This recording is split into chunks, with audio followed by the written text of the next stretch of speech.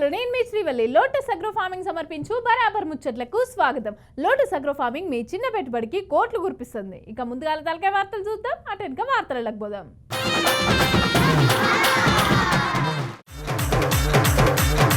నకిలీ ఇత్తనాలు అమ్మిన ఆఫీసరు రైతుల పానాలకే పెట్టిర్రు ఏసరు. పాల బూతును కూలగట్టిన జిహెచ్ఎంసీ ఓళ్ళు ఈ అక్కకు బతుకుదేరువెట్ల సార్లు. రంగంలోకి హైడ్రా కమిషనర్ ఈ ప్లాట్లు కొనొద్దంట ఇక బరాబర్. ఇద్దరు నాయకుల మధ్య వార్ అస్సలు తగ్గుతలేరు ఒకరికొకరు. వాయబ్బా ఏంద్రా అయ్యా ఇది కలియుగం కాదు నకిలీ యుగం లెక్క ఉన్నది. ఏడా చూసినా కల్తీనే. ఇక కొంతమంది వాళ్ళకైతే లాభం వస్తుంది తప్ప అవతల జీవితం ఏమవుతుందని రవ్వంత ఆలోచన కూడా వస్తలేదులా. ఇక దానికి బలైన వాళ్ళు మస్తు ఫికర్ చేస్తారు. అగో గీడ కూడా నకిలీ ఇత్తనాలతో మోసపోయిన రైతులు ఏ తీర్లకు గోసపడుతుర్రో చూడురో పారి.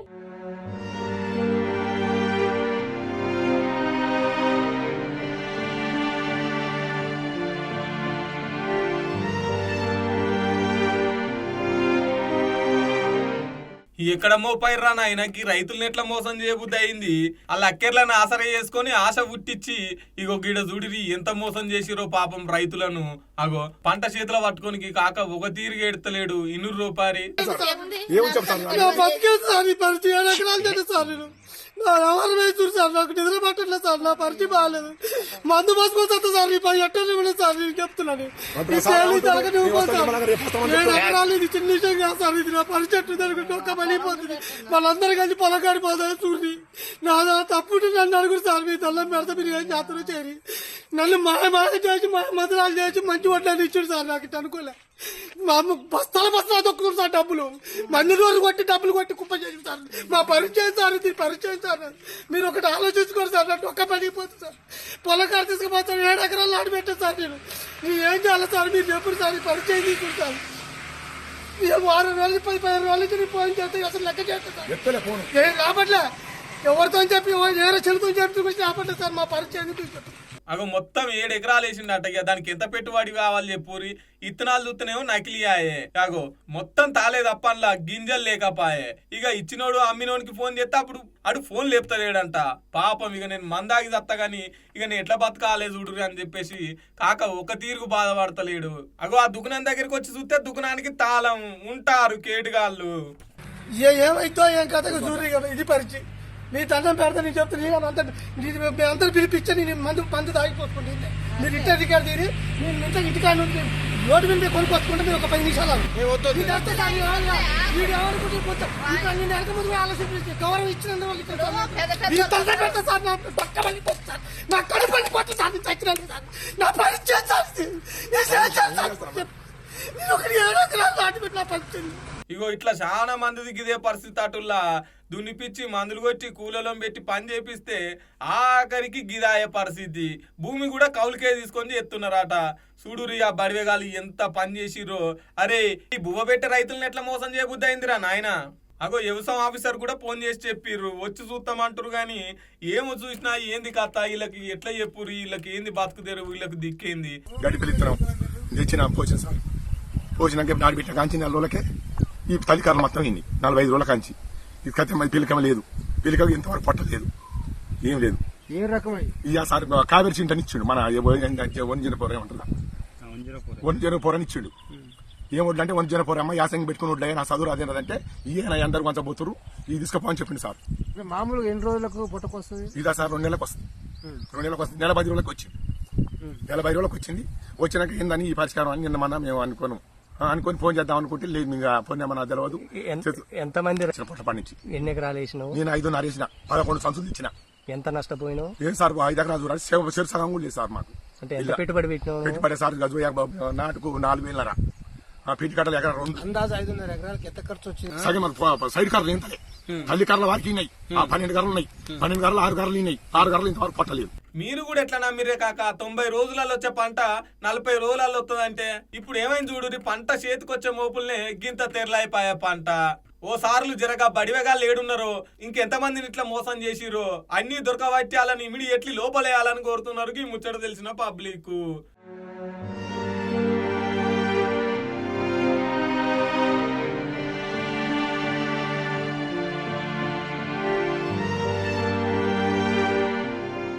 కాంగ్రెస్ కట్టుడు కంటే ఎక్కువ కూలగొట్టుడే ఉన్నది కదా. మొన్ననేమో హైడ్రాతోని, తర్వాత మూసి మురికి గడుగుతామని ఆ కాలువ పక్కపొంటున్న ఇండ్లన్నీ కూల్చే. ఇగో గిప్పుడేమో గీళ్ళు కూలగొట్టబట్టే. మళ్ళా ఇండ్ల బారాన మందం పేదోళ్ళ ఇండ్లే కూలగొడుతున్నారులా. ఇగో గిప్పుడు ఈడ కూడా కూలగొడుతున్నారు. ఏం కూలగొడుతున్నారు, ఎట్లా కూలగొడుతున్నారు చూద్దాం పాన్రి.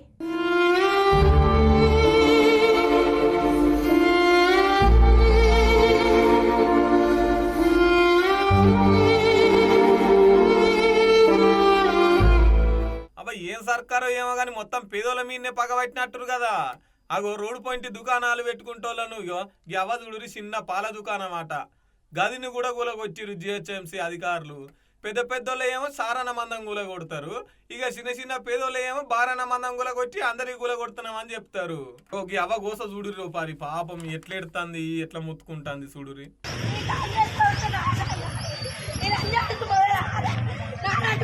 కడుపు కొడతారు రేవంత్ రెడ్డి. నీకు అమ్మ అక్క చెల్లుంటే నారాజులకు అన్యాయం జరగొద్దురా. మొత్తం నీ ప్రభుత్వం వల్ల రెడీ చేస్తుంది మొత్తం.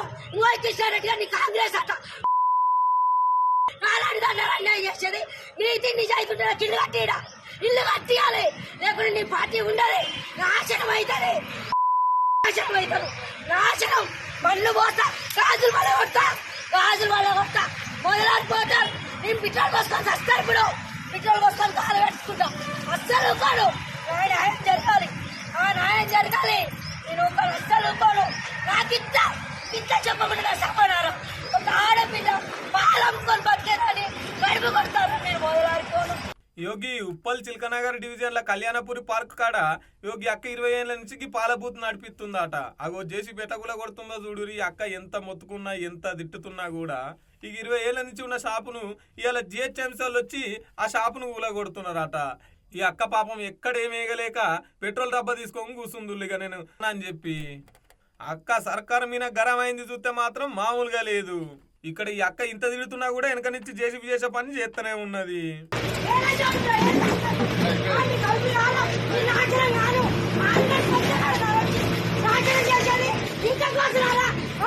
రేవంత్ ప్రభుత్వం ఇంకా నాశనం కాలమా?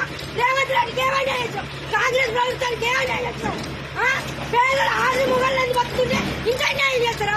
ఇదేనా న్యాయం? మాకు న్యాయం లేదా? 20 సంవత్సరాలు చుంటున్నా, 20 సంవత్సరాలు చుంటున్నా. ఈ ఇల్లు కొనడం ఇల్లు అర్థం ఇస్తే జిహెచ్ఎంసీ వాళ్ళందరూ సపోర్ట్ అయ్యి నా పాలట్రాలు ఫ్రిడ్జ్ అన్ని నాశనం చేస్తారు. ఇది నాకు న్యాయం లేదా? ఇదేనా న్యాయం?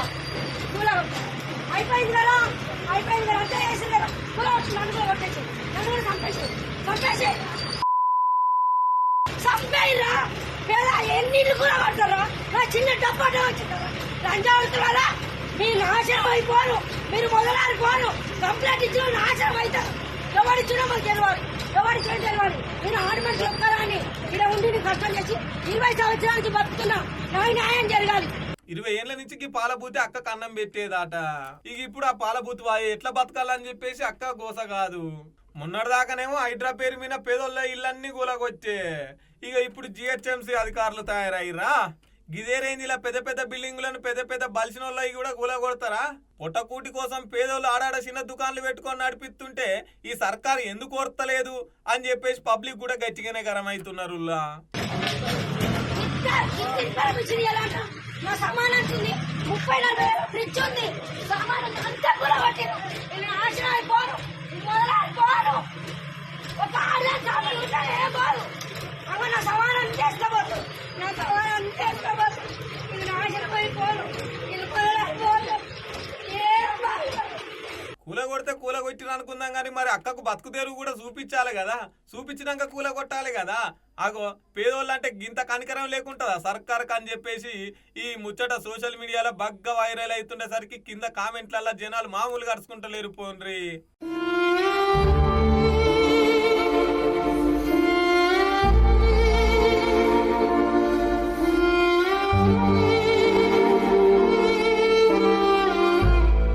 ఓ దేవుడా, గీ నాయకులు మామూలుగా లొల్లి పెట్టుకుంటలేరు కదా. ఈ ఏరియా నాదంటే నాదని. ఇక రేపు వచ్చే ఎన్నికలలో ఎవరు గెలుస్తారో కూడా వీళ్ళే చెప్పబట్టే. అరే ప్రోటోకాల్ ప్రకారం నడుచుకుంటే అయిపోయాగా, గింత దానికి గింతగానో లొల్లి ఎందుకు చెప్పుర్రి? గీ లీడర్లు ఎవరో చెప్పలేదు కదా, చూసేయరు మీరే.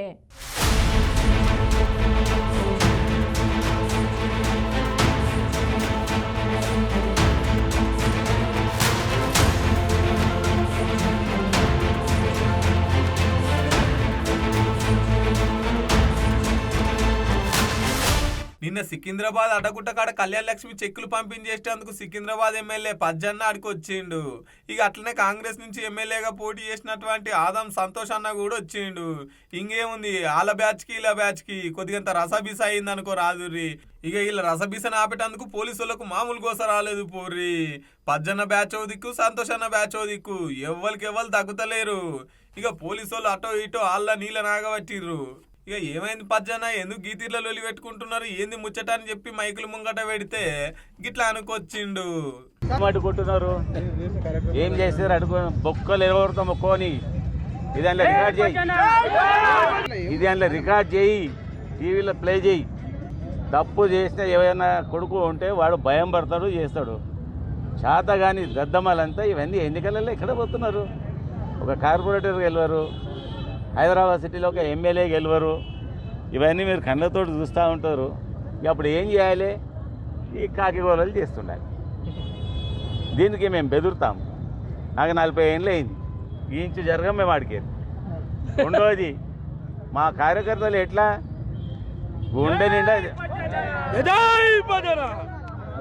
గుండె నిండా ధైర్యంతో ఉంటారు.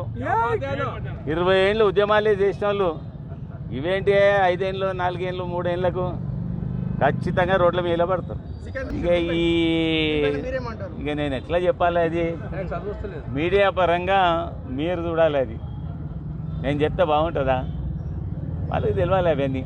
అగో అడ్డుకుంటే బొక్కలు ఇరగొడతాడట. జనాలంతా తులం బంగారం వేసి పథకాలు ఏవని చెప్పేసి వీళ్ళని అడుగుతున్నారట. అసలు ఇక వచ్చే ఎలక్షన్లలో ఒక కార్పొరేటర్ కూడా గెలవరు, మీరు ఏం చేసిరా అని చెప్పేసి పజ్జన్న అనుకొచ్చిండు. ఇవన్నీ నేను కూడా ఒక ప్రాంతానికి ఎమ్మెల్యేను కదా, అక్కడ అడుగుతా ఉన్నా. 10 ఏళ్ళకి వస్తే 30 ఏళ్ళు దాటేస్తున్నారు. ఏం చేయరు, పథకాలు రావు, పేదలు లబ్ధి పొందరు, వాళ్ళ జీవితాలు బాగుపడి మళ్ళీ మా బాస్ కేసీఆరే రావాలి, పేదల కష్టాలు పట్టించుకోవాలి. ఆయన ఉన్నప్పుడంతే ఇవన్నీ మేమేం చూడలేదు. ఒక ఎమ్మెల్యేగా సంపూర్ణంగా సంతోషంగా ఉన్నట్టు నేను ఈ 1 ఇయర్ నుంచి నా ఇంటికెళ్ళి కొన్ని కింద పడి ఉండొచ్చు రాలి. అడుగుతూ ఉన్నారు, ఎంతమందికి చెప్పాలి? బంగారం అడుగుతూ ఉన్నారు, అది అడుగుతున్నారు, ఇది అడుగుతున్నారు. రమ్మ చెప్పిన వాళ్ళం మేము కాము. కేసీఆర్ ఇచ్చిన ప్రతి వాగ్దానాన్ని అప్పట్లో నెరవేర్చిండు. ఇప్పుడు మా ప్రభుత్వం లేదు. ఎవరైతే శుక్ష వాగ్దానాలు ఇచ్చిర్రో పోయి వాళ్ళని అడగండి. బట్టలు చింపరు, ఉత్త అడగకూడరు అని చెప్తున్నాం. ఇక ఇవే మైకులు ఆదం సంతోష్ అన్న ముంగటి తీసుకుపోయి పెడితే, అయ్యా పద్మారావు గారు, మొన్ననే పార్లమెంట్ ఎన్నికలలోనే మొత్తం తెలిసిపోయింది. 6 నెలల కింద ఎమ్మెల్యే ఓట్లు అప్పుడు ఎన్ని వచ్చినాయి, ఇప్పుడు ఎన్ని వచ్చినాయి, పార్లమెంట్ ఎన్నికలలోనే మొత్తం తెలిసిపోయింది. ఇక వచ్చే కార్పొరేట్ ఎన్నికల గురించి ముందు తెలుస్తా తీరాదానికి వచ్చిండు. అయ్యా పద్మారావు గారు, మీరు తెలుసుకున్న విషయం ఏంటంటే, మొన్న జరిగినటువంటి పార్లమెంట్ ఎలక్షన్లో ఈ సికింద్రాబాద్ ప్రజలు నీకు బుద్ధి చెప్పారా లేరా? 6 నెలల బట్టే నువ్వు ఏ స్థాయిలో కాంగ్రెస్ ఏ స్థాయిలో మరి అభిమానించిందో ప్రజలు, మరియు నీకు ఏ స్థాయిలో అంటే నువ్వు గెలిచినప్పటికీ ఎంపీకి 6 నెలల లోపట్నే నువ్వు 3వ స్థానానికి నీకు ప్రజలు అవకాశం ఇచ్చింది. కాబట్టి ఎవరు వచ్చే మున్సిపల్ ఎలక్షన్లో మరి నీకు ఒక్క సీటు కూడా రాదని చెప్తున్నా. ఈ ఒక్క కాన్స్టిట్యున్సీలో చిత్తుగా ఓడగొడతా అని చెప్తున్నా. ఏముంది సార్లు, ఎన్నికలన్నాక వాళ్ళు గెలుస్తారు, వాళ్ళు ఓడిపోతారు. గాయంత దానికి ఇట్లా పంచాయతీలు పెట్టుకోవాలనా? ఎవరు ఓడిపోయినా ఎవరు గెలిచినా పబ్లిక్ అయితే జర తిప్పలు లేకుండా చూడు సార్లు.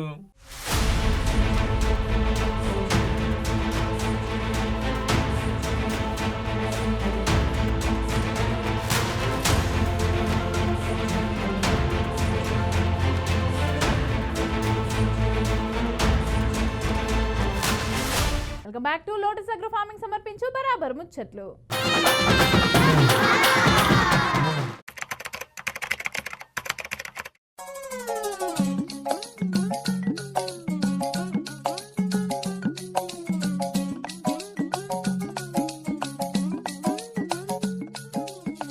శిరీష సర్ప్రైజ్ గులాబ్ జామ్ తింటావా శిరీష? నీకు సగం నాకు సగం. ఈ గులాబ్ జామ్ ఆమ్ అనుకుంటా తిను శిరీష. అప్పుడు కొంచెం శిరీష. అగో వదనం తీసుకొని మంచిగా పిక్నిక్ వచ్చిండుగా మా సీన్గాడు. సీన్గా అబ్బా ఏంది నువ్వు ఊకే మధ్యలా? అక్కడ ఏం పని దొరుకుతలేదా? పోను అటు నువ్వు తిను శిరీష కొంచెం. అగో వదనతో వచ్చినట్టున్నావు కదరా, జర మోకాలు చూపి రాదు పలకరిస్తా. ఏ నేను చూపియా అర్ధరాత్రి మధ్యలో తరుగు లెక్క నువ్వోటి అటు. అర్రే మా వదిన ముఖం చూపి అన్నా. అబ్బా మంచిగానే ఉన్నావు. దిష్టి తగిలితే ఏంది చూస్తేనే దిష్టి తగులుతుందా? అంత అందంగా ఉంటుందా మా వదిన? అయితే ఖచ్చితంగా చూడాల్సిందే, చూపిరా. అబ్బా రామేశ్వరం పోయిన శనేశ్వరం డబ్బెట్టట్లేదు కదా. ఏంది నీతో బాధ ఊకే లొల్లి? నేను రథం పట్టుకున్నా, అట్లా చూపియలేను నేను. ఏ రథం సీను? నేను 4 రోజుల దాకా నా పిల్ల ముఖం ఎవ్వరికి చూపియొద్దని రథం పట్టుకున్నా. ఏంది గసవంటి రథం ఎవరన్నా పట్టుకుంటారా? అబ్బా నేను పట్టుకున్నా కదా, నీకేమైతుంది? నాకేదో ఫరాక్ కొడుతుంది రే. పాన్ లేదు, పాన్ పరాగ్ లేదు. చల్ నడు ఇంచల్ ఫస్ట్ ముందుగాల. ఇంకోసారి నీ మాట గాని నీ గొంతు గాని నువ్వు గాని కనబడ్డావు అనుకో శ్రీవల్లి, తెలుసు కదా సీని గాని గురించి. నడు ఇంచల్. సచ్చినోడా మళ్ళేమో అంటావు? చల్లగుండు సీను అని అంటానా. నేను చల్లగానే ఉన్నా తల్లి, నువ్వు పుల్ల పెట్టి మంట పెట్టకు. పో. వాయ్ అబ్బా రేగం పలెక్కనే మొత్తుకుంటున్నాడు కదా. ఇంకో దండవరా నాయన. వామ్మో ఏంటి నువ్వు ఇంకా తినలేదా? నీకోసం జామ్ బేకరీ పోయి తెచ్చిన. నువ్వు ఆమ్ అనుకుంటా తినాలి. తిను తిను తిను శిరీష, తిను కొంచెం తిను. మరి నాకేదిరా? నీకే శిరీష కొంచెం తిను. అట్టు కాదురా ఇటు. ఈ గొంతేనో విన్నట్టుందే. అమ్మ బాబాయ్ కాపాడండి నన్ను. ఏందిర ఒరి బమ్మరిది తిక్కలదిర నీ అక్క.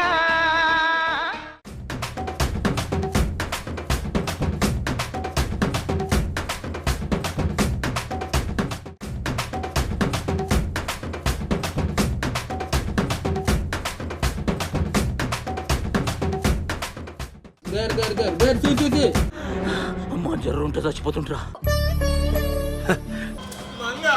ఏ నా కొడుకుని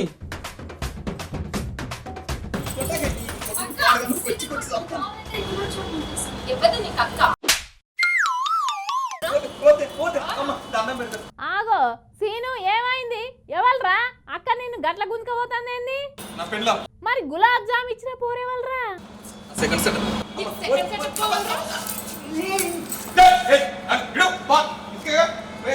ఇంటికి కాదురా పోలీస్. ఏమున్నదక్కో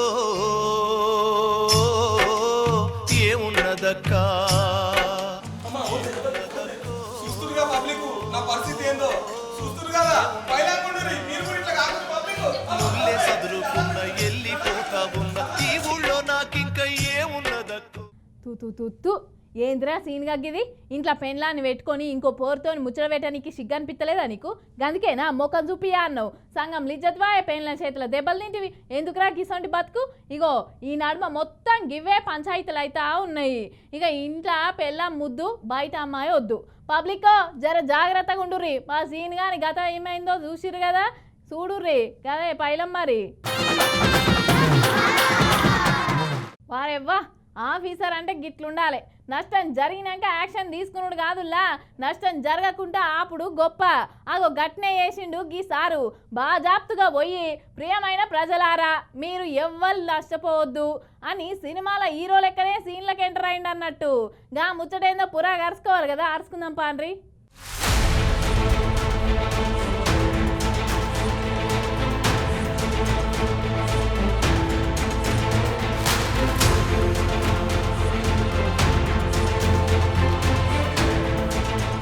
సార్ దిగిండంటే వారు వన్ సైడ్ అవ్వాల్సిందేనబ్బా. హైదరాబాద్ లో ఎక్కడ అక్రమంగా కట్టడాలు కట్టినా కట్టబోతున్నా, అక్కడ రంగనాథ్ సార్ ఉంటాడు అంతే. ఇటు ఉన్న ఔటర్ రింగ్ రోడ్ అద్దు, ఆ లోపల ఎవ్వాలన్నా అక్రమంగా నిర్మాణాలు కట్టిర్రనుకో ఆడికి హైడ్రాతో పాటు బాహుబలి బుల్డోజర్ వస్తది. ఈ ఒక్క శంషాబాద్ లోనే 100కు పైగా అక్రమ రిపోర్టింగ్లు ఉన్నాయంట. అగో గాల సంగతి అరుచుకుందానికే సార్ ఇవాళ సీన్లకు దిగిండు. అగో గీ సార్ లాయర్ అట. గీ సారుకు ఈ సారుకు కొద్దిగంత ఘర్షణ కూడా అయ్యింది. అయినా కూడా తగ్గుతలేడు సారు. జడ్జిమెంట్ వైలేట్ చేసిండు రంగనాథ్ సాబ్. రాయండి. చేస్తున్నాను మీరు రావాలి. ఇవాళ అది కూలగొట్టి అన్యాయం చేశారు. ఇలా మీరు ఎట్లా ఎంటర్ అవుతారండి? టైటిల్ డిస్ప్యూట్ అక్కడ పెండింగ్ ఉంది. You need not come, should not come. అయాపు దిస్ ఇస్ ఎ విలేజ్.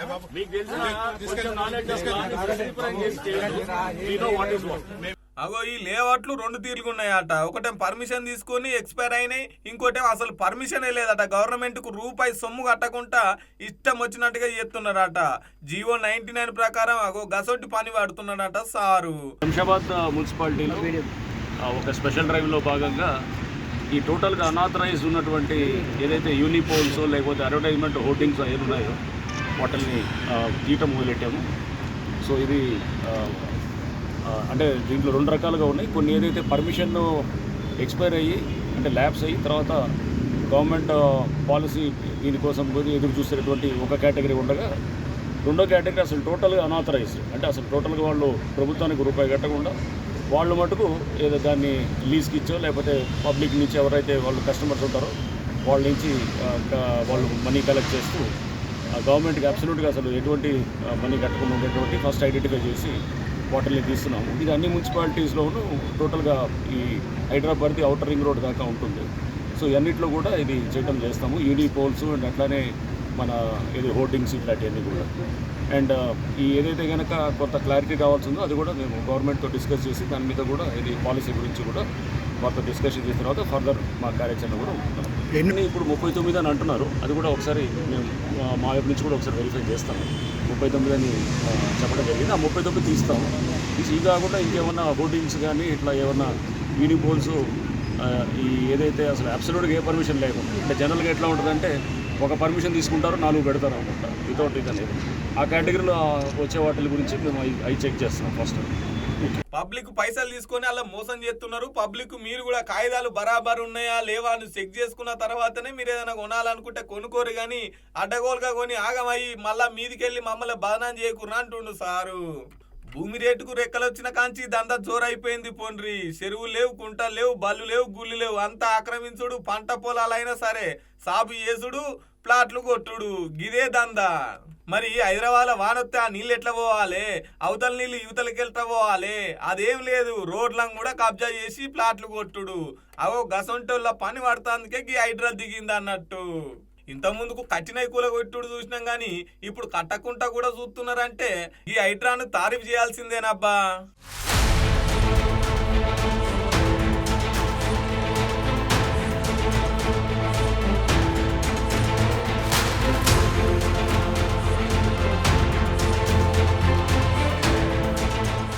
గివన్నట్టు ఇయాల్టి ముచ్చట్లు. ఇక రేపటి బరాబర్ ముచ్చట్లలో మళ్ళీ కలుద్దాం. అంతవరకు చూస్తూనే ఉండు బీఆర్కే న్యూస్ తెలుగు సత్తా. రేపు మళ్ళీ వస్తా.